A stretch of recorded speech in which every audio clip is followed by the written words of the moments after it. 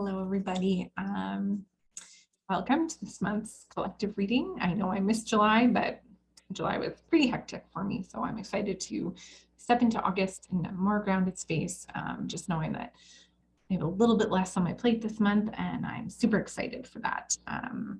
It gives me a little bit more freedom in my day-to-day, so I am excited for that change. And moving into September, I like getting back into routine to a degree, but I also really love summer, and I already am grieving the end of it, and I'm just sitting with that grief and allowing it to be there, while also just kind of staying present and allowing myself and my kids to just enjoy whatever is left of summer. And yeah, it's a confusing time for me because I feel a lot of feelings and very emotional all at once. So I hope you're all enjoying your summer, and that if you're feeling the same way that I'm feeling, that you're able to kind of get outside, get grounded, choose fun, choose letting that inner child come out a little bit more often than usual. That's like the best part about summer for me, is that I get to just, especially with kids, I get to do all of these fun things and I have an excuse. If only we could just like harness and keep that energy as our kids grow older and allow ourselves to continue doing the things that we enjoyed with our kids and as kids, just kind of harnessing that childlike energy. Okay, so I've tried recording this a couple times and I just keep getting like lost in my brain, I think, for sure. So I'm gonna try this again and just talk about the energy for the next few months. So what I kind of see happening here is it's already begun, it's been happening for a few months, but now like there's just been a lot of change. So over the last few years, we've kind of had this period where we have a lot of change, and then we have a period to adapt to it. We have a lot of change, and then we have a period to adapt to it.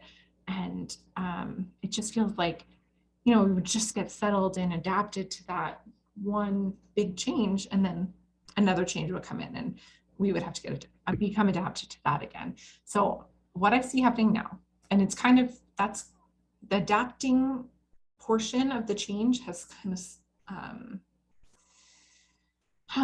not slowed down, but shortened. That period of time is shortened and shortened and shortened. And now I feel like we're going to have like zero time to adapt.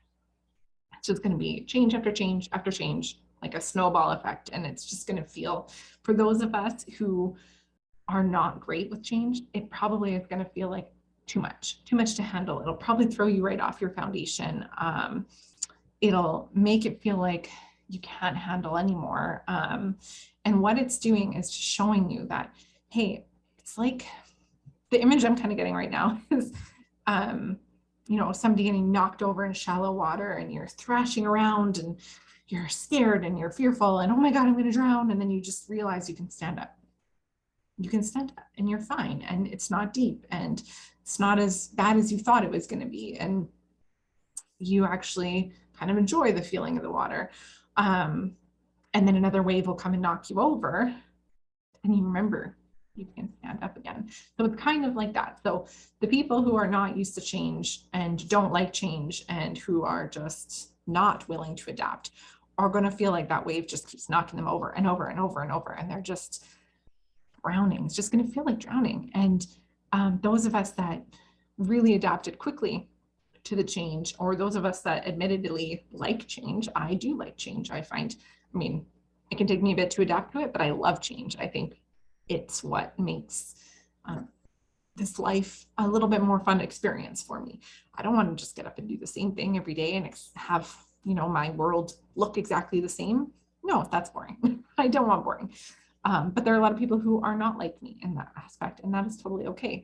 It's just all of these changes collectively are going to affect you a lot more if you don't remember to stand up. So remember your strengths. Remember that you are capable of standing up at any point and accepting the change, not even just accepting it, but just rolling with it. allowing it to be, allowing that change to come. Those tides are they might come in hard and they might knock you down, but you have the tools to get back up. You have the tools and the strength to stand back up and say, okay, what you got next? That's kind of what it feels like. And detaching from the outcome, knowing that, yeah, you might get knocked down sometimes, but again, you have the ability and the knowledge within you and the wisdom to get on your feet. And maybe you reach over and you see the person next to you. Maybe your spouse or your sister or your friend or your parents are struggling, and you have these tools and you can just reach over and help them up. That's the community mindset kind of coming back.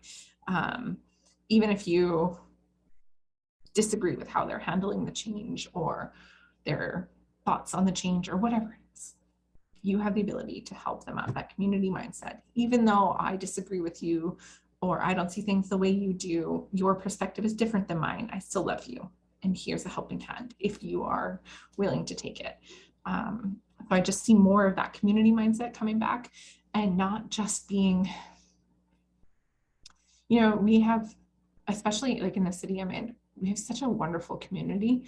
I feel like when things are going good, we have this great divide where it's like people are willing to complain about the smallest things and they're just angry all the time. But then something big and tragic happens and we all just come together with love so quickly.